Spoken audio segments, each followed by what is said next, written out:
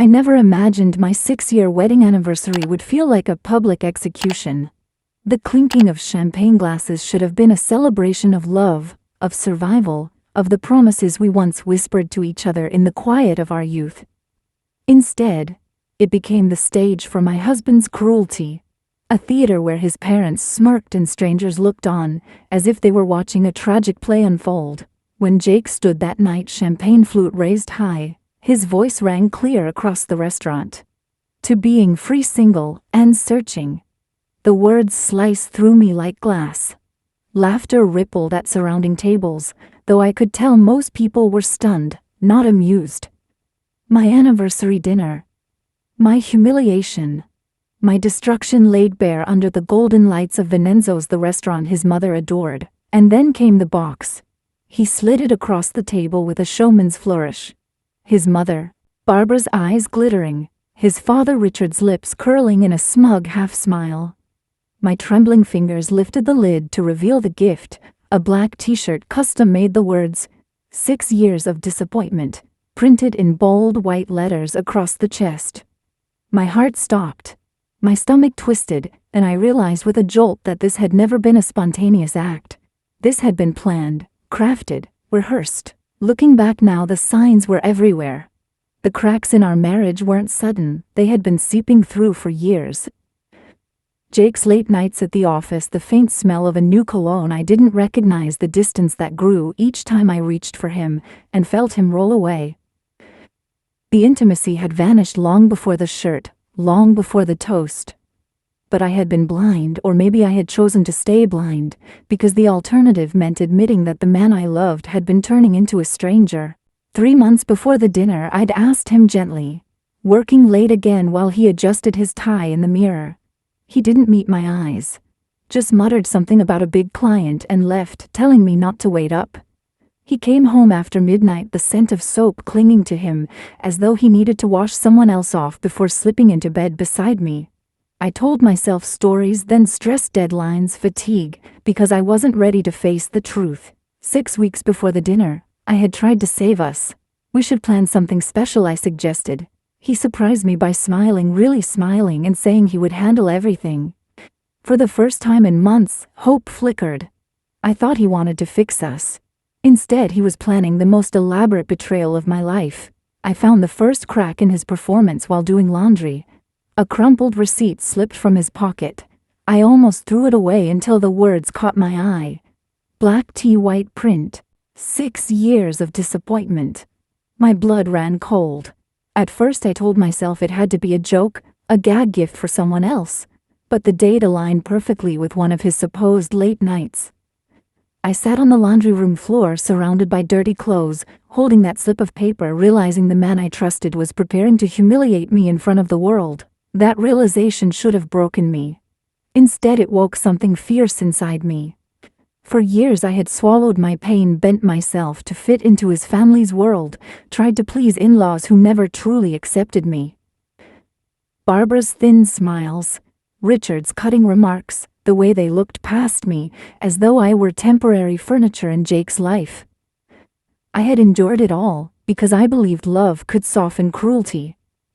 But that night on the laundry room floor, staring at the receipt, I finally understood they had never planned to keep me. And then fate handed me confirmation. Megan, a waitress at a cafe near my office, had become a familiar face. One afternoon she asked almost casually if my last name was Collins. When I said yes, she hesitated, then told me she worked weekends at Vincenzo's. She had overheard Jake and his parents, even another woman, planning an anniversary surprise. The glee in their voices had chilled her so deeply she couldn't stay silent. She warned me because she said no one deserved that kind of cruelty. Her words solidified what I already knew. I wasn't crazy, I wasn't paranoid. They were conspiring to break me, to erase me, so I began to prepare. Quietly. Carefully. I checked our credit card statements and saw charges from hotels I had never visited, jewelry I had never received. In his office, I found a burner phone hidden in the back of a drawer. Hundreds of messages from someone saved as D. Diane, my mother-in-law's assistant. They weren't just having an affair, they were planning a future together, and I was the obstacle they needed to discard. Every word on that phone sliced me open, but beneath the pain, rage sparked like fire on dry grass. I wasn't going to wait for their theater. I wasn't going to let them strip me of my dignity. I started documenting everything. Photos, receipts, messages. I took it to an attorney, Sarah Reeves, who listened calmly as I spilled my story. She told me I had rights, that I could secure assets before Jake drained them. She called it protection. I called it survival. And when I walked out of her office that day, I was no longer the same woman. The desperate wife had died. In her place stood someone harder, sharper, ready to fight. I wasn't just bracing myself for humiliation, I was planning my counterattack. Jake thought he had written the script. He had no idea I had already begun rewriting the ending. The night of our anniversary arrived, and as I dressed in the soft blue gown I had bought weeks earlier, I looked at my reflection in the mirror and whispered to myself, "Hold your ground." My hands shook while fastening the clasp of my necklace, not from weakness, but from anticipation. I already knew what Jake had prepared for me, but what he didn't know was that I had prepared too. Vincenzo's glowed with warm light as we entered his hand at the small of my back in a performance for the world. His parents rose to greet us, Barbara's perfume sharp and suffocating, Richard's handshake crushing, as though he owned me. Diane was there too, smiling sweetly, her fingers brushing against Jake's arm, with just enough intimacy to sting me like a hornet's bite. My stomach twisted, but I forced my face into serenity. The dinner unfolded with practiced charm. Jake told jokes. His father laughed too loudly. Barbara asked me pointed questions designed to make me stumble. Diane leaned close, her laughter tinkling like broken glass. I sipped my wine, smiled at strangers across the room, and waited. Every second was agony, but beneath it all was a steady drumbeat. "Hold your ground." Finally Jake stood. He raised his glass eyes glinting with malice. "To being free, single and searching," he declared. The words rang out, slicing the room into silence, before laughter trickled from his parents, then Diane, then the uncomfortable ripple of strangers, unsure whether to join in. I let the sting wash over me. My face burned, but I did not crumble. I remembered the receipt. I remembered Megan's warning. I remembered Sarah's calm voice telling me I was protected. So when Jake slid the box across the table with his smirk plastered on, I did not flinch. I opened it slowly. Gasps rippled as the black t-shirt came into view.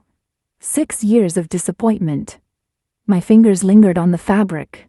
For one heartbeat, the humiliation threatened to crush me, to drown me in their laughter. But then I lifted my eyes, looked Jake squarely in the face, and smiled. "Thank you," I said softly, my voice steady as glass. "This is exactly what I needed." Confusion flickered in his eyes. Barbara frowned. Diane's smirk faltered.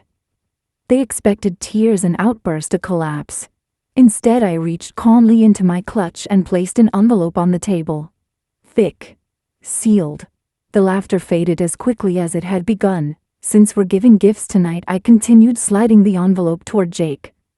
"I thought you deserved one too." His hand froze on the glass stem. For the first time that evening I saw him afraid. Inside that envelope was everything: printouts of his messages to Diane, receipts from the hotels, copies of the bank transfers he thought I hadn't noticed. Proof enough to annihilate the mask he wore. Proof enough to drag his entire family's conspiracy into the light. He didn't open it, then he didn't dare, but he knew. The way his jaw tightened, the way Barbara's eyes darted nervously, the way Diane paled, they knew. The rest of the dinner passed in a fog. I barely tasted the food, barely heard the forced chatter. I only felt the shift, the uneasy silence where there should have been ridicule, the stolen glances filled with panic. And in that silence I discovered something precious: power. When we returned home, Jake tried to rage. He threw the envelope on the counter, shouting that I was dramatic, paranoid, pathetic. I let him rage. When he finally tore the envelope open and his eyes darted over the evidence, the blood drained from his face. He looked up at me, searching for the wife who would forgive, who would crumble, who would cling. But she was gone. "I know everything," I whispered, "every word, every secret, every betrayal. And this time, Jake, I won't stay silent." He stammered, tried to grab my wrist, but I pulled away. I felt taller than him for the first time in years. That night, I slept in the guest room door, locked, my phone pressed against my chest, with Sarah's number already dialed. It was the first peaceful sleep I'd had in months, because while Jake believed he had written the ending of my story with a cruel toast and a crueler t-shirt, I knew something he didn't. The story had only just begun. The next morning, sunlight spilled across the kitchen like nothing had changed, but everything had. Jake sat slumped at the table, the open envelope in front of him, its contents scattered like shards of a broken mirror. His coffee had gone cold, untouched. When I walked in, his eyes darted up, desperate, but the smooth charm he usually wore was gone. "Who gave this to you?" he demanded, his voice hoarse. I didn't answer. I didn't need to. The truth was written on every page, and his panic told me he already knew I had more than enough to tear down the facade he'd built. Later that day, I went to see Sarah again. She studied me for a moment, her sharp eyes softening only slightly. "He's not just cruel, he's dangerous," she said. "The way he planned that spectacle with his parents, the way he used Diane. This isn't just about divorce, it's about survival. We need to talk strategy." And so we did. Sarah taught me how to protect my assets, how to secure my share before Jake and his family tried to freeze me out. We spoke about custody, about property, about every legal thread I could pull. But what she didn't know, what I hadn't told her yet, was that I had stumbled upon something even darker. 2 weeks before the dinner, when I found that burner phone, I hadn't stopped at Diane's messages. I had kept scrolling deeper and deeper, until I found emails between Jake and Barbara. And one name kept appearing in those threads: Michael. At first I thought it was just a colleague, maybe another lawyer or a client. But the way Barbara wrote about him, her rage, her disdain, it gnawed at me. "Keep Michael out of this. We can't let her find out what happened with him. She doesn't need to know about her husband's brother." Brother. The word burned itself into my mind. Jake had never once mentioned a brother. Not in 6 years of marriage, not in the countless family gatherings where Barbara paraded her perfect son, not in all the times Richard lectured about family legacy. There had only ever been one child in their story, Jake. Yet here it was, undeniable.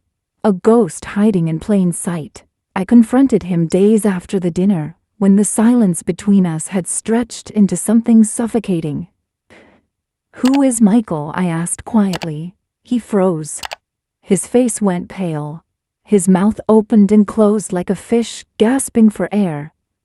For a man who always had an answer, his silence was more damning than any confession. "It's none of your business," he finally spat, his voice sharp. "Don't dig where you're not wanted." But I couldn't stop. I turned to Megan, the waitress who had warned me before. She had overheard more than I realized, and when I pressed, her eyes widened with pity. "You don't know," she whispered. "Michael is his brother. Barbara sent him away years ago. Some kind of scandal. Drugs, money, I don't know. They cut him off. Pretend he doesn't exist." The revelation hit me harder than the toast, harder than the t-shirt. My husband had erased his own flesh and blood. His family had buried a son, a brother, as though he were nothing more than an inconvenience. And if they could do that to him, then what was I to them? Disposable. Replaceable. A placeholder until Diane was ready to take my seat at their table. That night I searched for Michael. It took hours, but finally a lead surfaced: an old address, a grainy mugshot, a faded record of a DUI charge from 10 years ago. He was out there living on the margins while Jake and Barbara dined in luxury restaurants and plotted my humiliation. And then another thought struck me. What if Michael had something they didn't want the world to see? What if the family's secret ran deeper than exile? My heart pounded as I realized the cruel toast, the t-shirt, Diane's smirks, they were just the surface. Underneath was a rotting foundation of secrets, lies, and betrayals so old they had started to calcify. And now I had cracked it open. I wasn't just fighting for my dignity anymore. I was standing at the edge of something much bigger, a legacy of cruelty that needed to be exposed. When I closed my laptop that night, I whispered to myself, "Hold your ground, dig deeper. Their empire is built on bones." I found Michael on a damp Tuesday evening in a part of town where the streetlights flickered like they were tired of trying. The address I'd uncovered led me to a rundown building with peeling paint and a staircase that groaned under my weight. My heart thundered as I climbed each step, rehearsing what I might say, yet knowing there was no script for this moment. When the door finally opened, the man before me looked nothing like Jake. His hair was shaggy, streaked with gray, his eyes hollow with years of exile. But there was a familiarity in the angle of his jaw, the sharpness of his cheekbones. He was a Whitmore whether his family wanted him or not. "Michael." My voice trembled. Suspicion darkened his face. "Who's asking?" I hesitated, then spoke the truth. "I'm Jake's wife, or at least, I was." For a long moment he just stared, his expression a storm of disbelief and bitterness.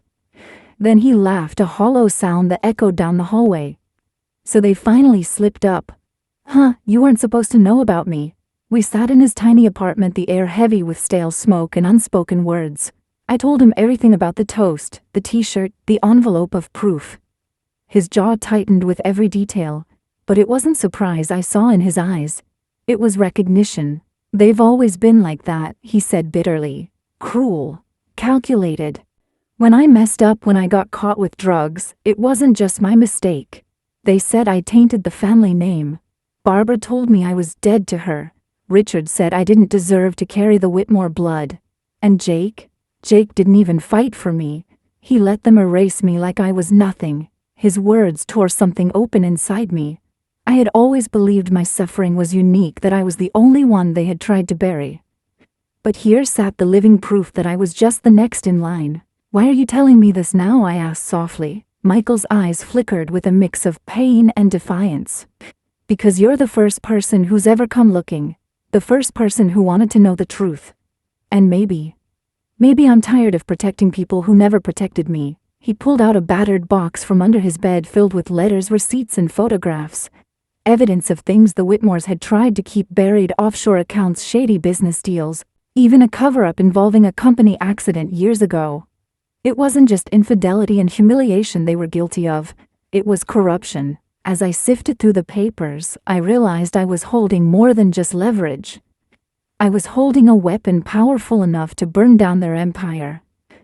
My betrayal was just the beginning. This was about exposing the rot that stretched back decades. When I left Michael's apartment that night, I carried the box in my arms like it was both a burden and a shield. For the first time in months, I didn't feel small, I felt dangerous. The confrontation came sooner than I expected. Jake stormed into the house 2 nights later, his face twisted with rage. "You went to him," he spat, slamming the door behind him. "Do you have any idea what you've done?" "Yes," I said simply. "I found the brother you tried to erase. I found the truth your parents buried. And now the world will know." His hands shook as he pointed at me. "You think you can take me down? You're nothing without me." I stepped closer, my voice steady as stone. "No, Jake. I was nothing with you. Without you, I'm finally free. And soon, you'll know what it feels like to be erased." The silence that followed was thick, heavy, dangerous. For the first time, he saw me not as the wife he could humiliate, but as the woman who could destroy him, and that realization terrified him. The day of reckoning came in a courtroom filled with echoes of whispers and the scratching of pens on paper. I sat at the petitioner's table, my pulse steady, even as my hands trembled beneath the surface. To my left, Sarah arranged our exhibits with quiet precision: the photos, the bank records, the burner phone messages, and Michael's testimony, every shard of truth laid out like weapons polished and ready. Jake entered, flanked by his parents, Barbara's lips pinched into a thin line, Richard's glare sharp enough to cut. Diane wasn't there. Cowards rarely show up when the mask is torn off. Jake tried for a smile, but it faltered when his eyes met mine. I didn't look away. Not anymore. The proceedings unfolded like a storm gathering force. Sarah spoke first, her voice crisp, deliberate. She outlined the affair, the financial deceit, the emotional cruelty of that public anniversary toast. Then she opened the deeper wound, the Whitmore legacy. Offshore accounts, shady company dealings, and finally the brother erased, like a blemish on polished marble. Michael rose from the witness stand, his voice rough but clear, as he spoke of the years he spent, discarded, the crimes buried under wealth and silence. Barbara gasped. Richard clenched his fists. Jake slammed his hand on the table, shouting that it was all lies. But the evidence spoke louder. Each document, each record, each trembling truth cut through their protests like steel through silk. When it was my turn, I stood. My knees nearly buckled, but my voice carried raw and unshaken. Your Honor, I am not here because of a t-shirt or a cruel toast. I am here because my husband and his family believe people are disposable. They erased his brother. They tried to erase me. And they will keep destroying lives unless someone stops them. I loved Jake. I built a life with him. But love cannot survive lies this heavy. I am here to protect my children, to protect myself, and to finally end the cycle of cruelty that his family thrives on. The judge listened, stone-faced, but I saw a flicker of humanity in his eyes. He reviewed the evidence page by damning page. The silence in that courtroom was suffocating as he finally delivered his decision: custody of the children, to me significant financial restitution, and an order for a formal investigation into the Whitmore family's business practices. Jake's head dropped into his hands. Barbara sobbed. Richard stormed out. And in that moment, the empire they had built on arrogance and cruelty began to crumble. I walked out into this daylight with Michael beside me. He looked at me with something like awe. You did what I couldn't, he said quietly. No, I replied, my voice breaking into a small, fragile smile. We did it together. In the weeks that followed, the papers covered the downfall of the Whitmores. The company's stock plummeted, friends distanced themselves, and Diane vanished into silence. Jake sent messages, some pleading, some furious, but I didn't respond. Emma and Luke, our children, stayed close to me, slowly stitching back the torn fabric of our lives. It wasn't easy. Trust takes time to rebuild, but at night when I tucked them in, I no longer feared their world would be ripped from under them. And me, I began to live again. I painted the spare room in bright colors. I laughed with Michael over coffee. I started walking in the mornings, breathing in freedom like oxygen I had been denied for too long. On the anniversary of that cursed dinner, I lit a candle alone at my kitchen table. I thought of the woman who sat humiliated in Vincenzo's, trembling over a cruel t-shirt, and I thought of the woman I had become, scarred, yes, but unbroken. Stronger, fiercer, free. If you are listening to my story now, maybe carrying wounds that feel too heavy to bear, I want you to know this: betrayal does not define you. What defines you is how you rise from it.